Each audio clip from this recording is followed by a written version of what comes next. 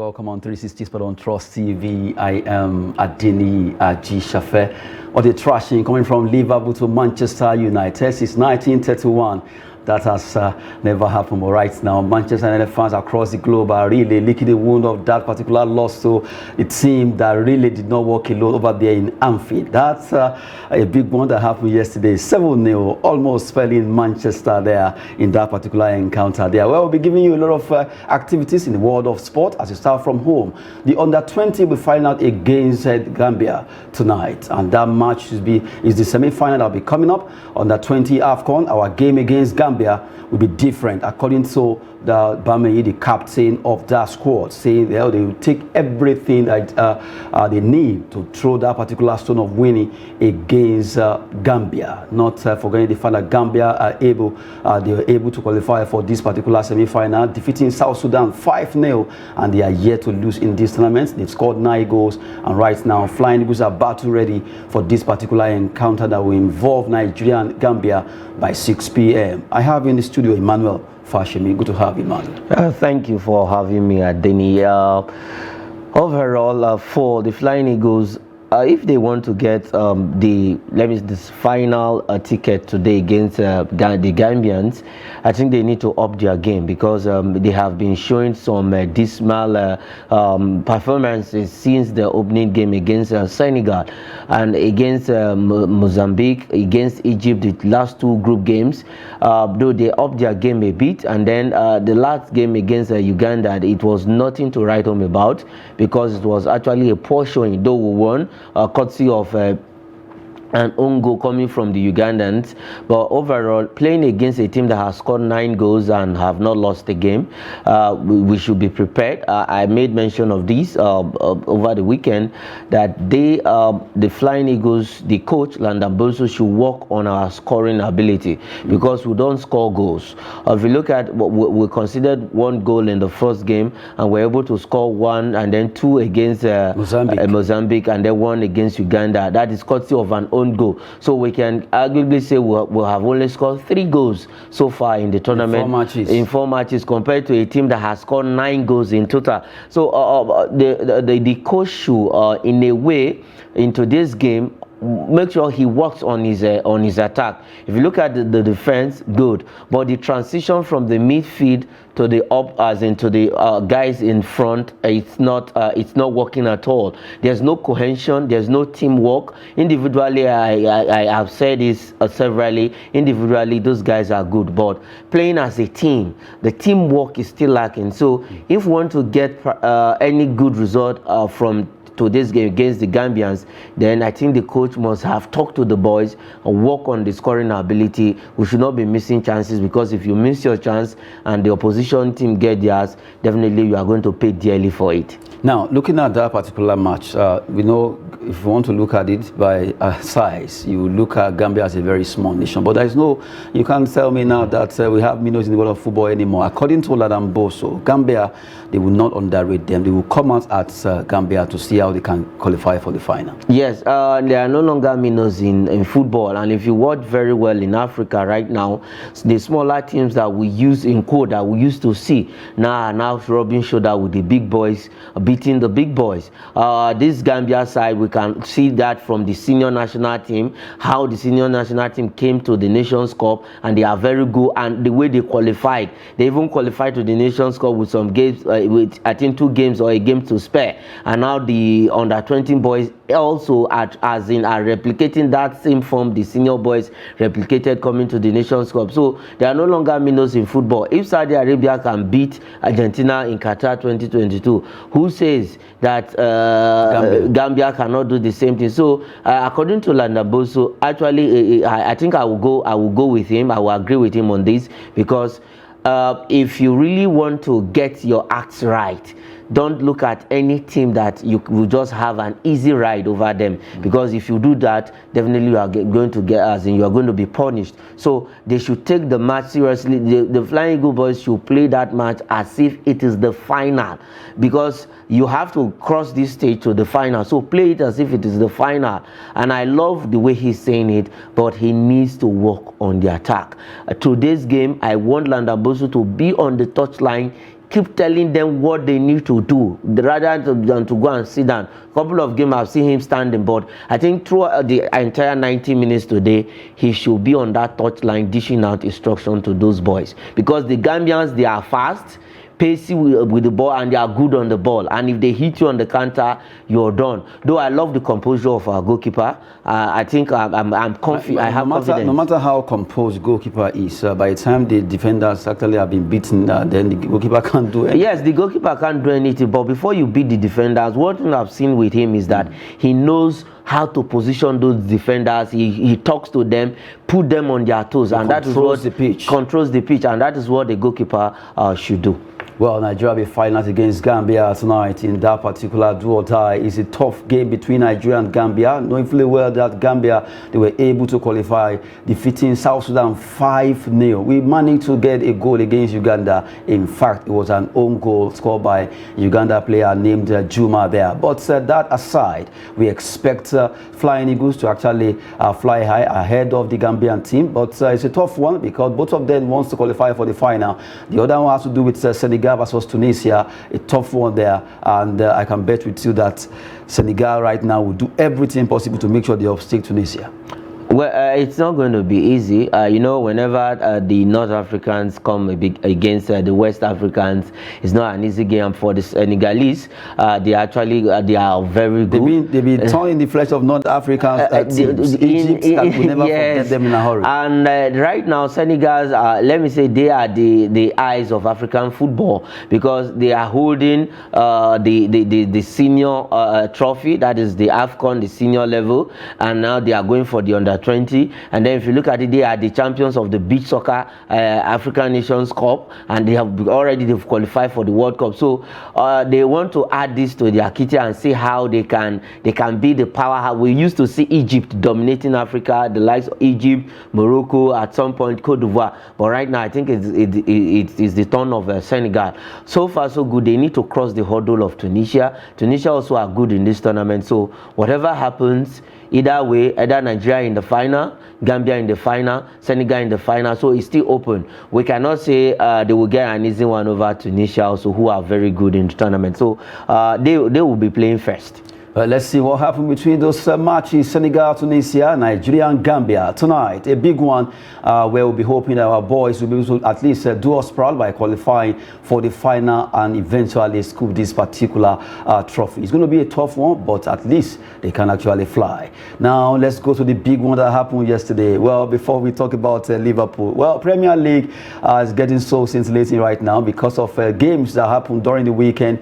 Arsenal started it first against a tough one against Bournemouth. They actually came from behind. They beat Bournemouth to remain at the top. What a match when Bournemouth, they were leading 2-0, and they came, got the first goal, second goal before White came on, and everything turned around, and it was a celebration galore. Yeah, I think I questioned the additional time in that game, but I think the additional time is meant for the two teams. For Bournemouth, they are struggling. They want to get out of the relegation zone. They really want to stay in EPL. Ever since I think they made a mistake by letting Eddie Howe leave that team, and the man they let go now has turned things around in Newcastle. So for Bournemouth, they went 2 goals up, and they were carried away by, instead of them to concentrate, they took their foot off the pedal, and they were punished dearly for it. But overall, the last goal, they also had their own chances, but they couldn't take it. Now, remember the goal that the goalkeeper actually pushed from inside. To him, he thought he has actually done well, but by the time VAR will show the ball, it was very glaring that the ball crossed the line. And you know, all this day there is a chip connected to the ball and to the wristwatch. So if it crosses the line, already it will tell the referee from his watch. So, and that was what happened. He thought he has made a fantastic save, but overall they lost that game. I think they will be blaming themselves, because if you're playing a team like an Arsenal, if you had your chances, you need to take them, and don't lose focus. If you blink an eye, and then you'll be in for it. So it's a beautiful game. Arsenal still stay top. They are looking good to win the English Premier League this season. Let's see how it goes right now. Maybe the Gunners are really gunning home this particular season, because for the fact that they came from behind to get those 2 goals replied, and also get another one to make it 3. 3-2 there in that particular game between them and Bournemouth. Well, the biggest one that happened over the weekend was between Liverpool and Manchester United. Why a lot of people were hoping that it's going to be a draw or maybe 2-1 or 2-2 or 1-0. It ended 7-0. What happened to Manchester United? Liverpool trash Man United at Anfield, 1931. Maybe were you born then? Okay, seriously, a record, seriously, for Liverpool. Yes, a record for Liverpool. It was a sweet revenge for Liverpool.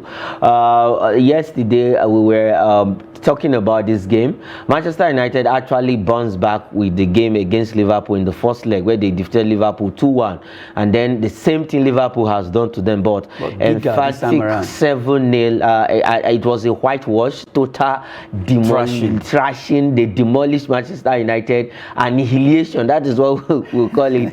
They came out blazing, and Manchester United, like I said, this loss has should have come before now, because they've actually, Manchester United last lost to Manchester City, that was in October 6, where they lost 6-3, and ever since then they've not lost a game in the English Premier League. So they were looking good in the first 35 minutes of that game. Manchester United had all their chances to actually took the lead, but they fluffed their lines. They couldn't take their chances, and Liverpool came back. Okay, we can beat this team.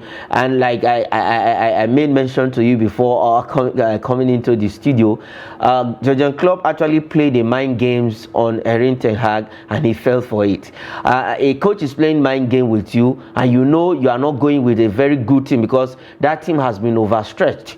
If you look at the rotation, all the players have been rotated, and some of the players are not in form. So you are taking let me say, a team that is depleted a little bit to a team that has been rejuvenated. Against Wolves, they actually used Wolves game to prepare for Manchester United. So yesterday's game, Erik ten Hag had no say, because there was nothing he could do to remedy the situation. From what you were saying, if they had won this game, would you have said this?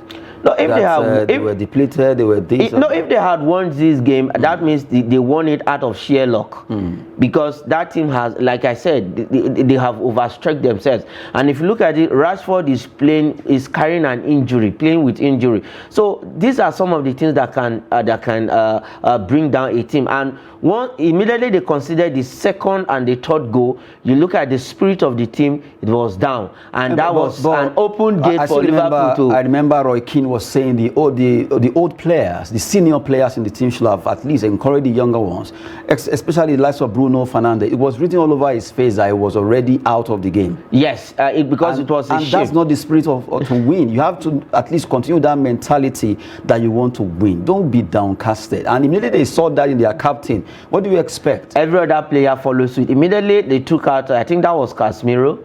You saw what Fernandes was doing. The midfield collapse. He raised up his hand and was saying, "Why not me?" You don't do that as the team captain. And he was as in faking some fouls, which it was not supposed to be. Having issue with the, So going to the assistant referee, I didn't expect that from you are the captain. You have to be very careful. Lay a good example. No matter how emotional you are right now, no matter how the rushes of how you are feeling, just control yourself so that other players too can pick that up from you and continue to see if they can still equalize or add one more goal. Or even score at least a goal to redeem their image. And sincerely speaking, I think Ten Hag has one issue with him. He does what is called panic changing. Immediately he starts losing. Instead of him he lose focus, and then he makes a very wrong substitution. Fred was actually in that game. Immediately he took out Fred. That was it. Casemiro was overweight, because once Casemiro is going for the ball, they change direction, and that was what Liverpool was doing. Henderson was playing. Immediately they get the ball, Henderson takes it to the flank, and Casemiro was busy running about. It was Fred who was helping Casemiro to actually control that force. But immediately he took him out, everything collapsed, and the gate was open. Even De Gea has no say, because he was surprised the way the goals were pouring him. Martinez was if Martinez was not taken out of that game, he would have gotten a red card because he was already angry. So, well, it's one of the biggest love for Manchester United. You made mention of it, 1931. That was way back. I think these players they will live to remember this. And so painful for De Gea, because right now those 7 goals scored against him, you know, right? If you check statistics for goalkeepers, he considered 7 goals. And believe you me, it has actually dent his record. Seriously, because already he has recorded the record of Schmeichel in Manchester United, keeping the highest number of a clean sheet. He wanted that clean sheet against Leeds United, he couldn't get it, and then when they played, I think 2 other games and Newcastle, he equaled that record and set his own. He's on I think 89 clean sheets for Manchester United in total, but yesterday's game was not, in fact, was on a good day in the market for De Gea. Maybe you just at least get some English, whitewash, bamboozle, annihilate, thrash. What's the way to go when it comes to sport? It's always very juicy, because you see those words coming in. Really, Liverpool annihilated Manchester United. It was not an easy one. They couldn't believe their eyes, counting 7 goals against them at Anfield, where Liverpool and the entire fans never walk alone. They came, they saw, and they conquered that particular encounter. Good one for Liverpool. While we're talking about that, let's look at the Blues. Chelsea. Yes, let's look at that particular story. Big relief for Graham Potter as Chelsea beats Leeds United. At least they won this. Yes, I'm happy for Chelsea, because in 5 games, if you look at the start, 5 games, they had 3 losses, 2 draws, and right now they've had 1 win. And it's only good that this win is coming right now. It's not that they were not that spectacular, because Leeds also United needed that match, either a draw or a win, to also stay safe from the relegation zone. But for Chelsea, I think one man will be happy outside the players, that is in person of Graham Potter, because there have been calls that he should be relieved of his job, and the board has been divided into 2. Some persons are for him, while some persons are against him, and coaches have been lined up to replace him. But with that win, I think I said this some time ago, last week, they should give him time, because 2 years in building Brighton, he can't just come to a team and then turn things around. We know Chelsea is a winning team. They are a team that always go for trophies. They won the trophies, but for a man who's just coming, he should be given time. Let's see the more time they'll be giving to Graham Potter for the fact that he got that big relief there. Defeating Leeds United by a lone goal. Right now, they are celebrating. At least they got that 3 point, and it's a good one there to at least wake up the spirit of Chelsea fans across the globe. Now, let's look at how the table is standing. After those games were played, a lot of matches, but Arsenal are still top in there. They are top with 63 points, followed by Manchester City, 5 points still adrift there, 58 points. You have Man United, who actually lost scandalously to Liverpool, 49 points. They still standing third. Tottenham Hotspur lost their game also. They are standing 4th there. Liverpool are knocking. They have 42 points from 25 matches, a game in hand. And you have Newcastle, Fulham, Brighton, Brentford, and Chelsea. What's happening? Well, the table is actually looking beautiful. The only shift we had there, I think, is a Liverpool game after winning, after trashing, humiliating Manchester United. They moved to the 5th position with 42 points, and then they still have a long way to get to the 1st position. The only place they are the only position Liverpool will be looking at now is from that 2nd to the 4th person, and if they can actually, well, if you check Liverpool to Man United now is 7 points. 7 points with a game in hand. So, and both of them anyway, Man United also, they have a game to play, and you have Tottenham, who actually have 45. So 3 points between Liverpool and Tottenham Hotspur. And to let you know that Liverpool knows what they are at stake right now, getting to the knockout stage of the Champions League, they got £40 million, and last season when they got to the final, they got £100 million. So they know that if we can crawl our way to the 4th position and stay there till end, as every tendency are going to make a lot of money. Champions League is a big place where they earn a lot of money there. Yes, Champions League is a place to earn money, but for Liverpool, I think they still have to cross a lot of hurdles.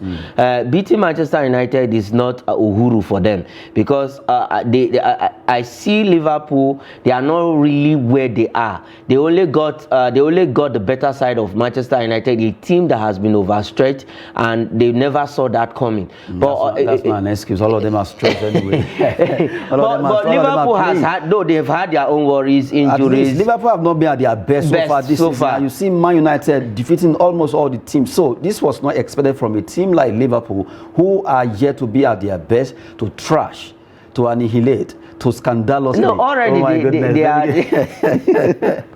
Anyway, just adding some banter there. Quickly, let's move away from that 1 to 10. Let's look at 11 to 20 in the EPL table there, where Aston Villa, they have 34 points, followed by Crystal Palace, Wolverhampton Wanderers, Nottingham Forest in that pecking order, Leicester, West Ham. But you look at Southampton now, Everton, Southampton, Bournemouth. What's happening? It seems those 3 teams are not ready to live where they are. No, but it's going to be a big battle for those 3 teams when we are actually, because gradually we are winding down to the end of the season. And from Leicester City, or let me say from Nottingham Forest down to the 20th position, they are not too safe, because with 5 matches, Bournemouth can get out of that zone. With 5 matches, Southampton can get out of that zone. So it's going to be a hot race from Leicester City down to the last person, that is to Bournemouth, who are occupying the 20th position. So I think the battle for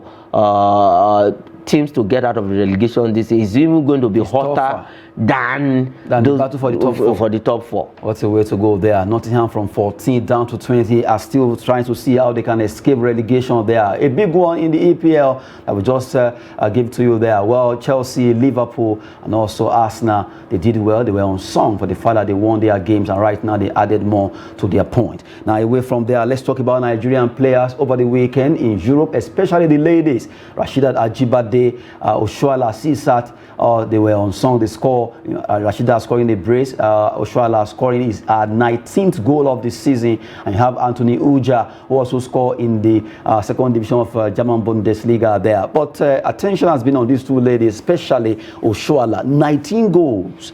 In fact, even Osimhen is already on 19. we wanted him to score 20 and he couldn't. But I'm happy for Oshoala, because when she got to Barcelona, this chance, there was no really, as in the chance was not actually given to her. They were seeing Oshoala as if she would not be able to replicate that form she brought from Arsenal and then Liverpool. But overall, she proved them wrong, and she was placed on a contract of pay as you play, which actually was not really okay with it for her. But overall, she has proved every critic wrong. She has proved the board wrong, that yes, I am the lady to get for this team. And 19 goals of the season. Last season, from injury, she scored 19 goals, winning the Golden Boot in the league. And this season, she's still going to win that Golden Boot. I think it's called in Spanish. I think what is it called right now? The Golden Boot for highest goal scorer.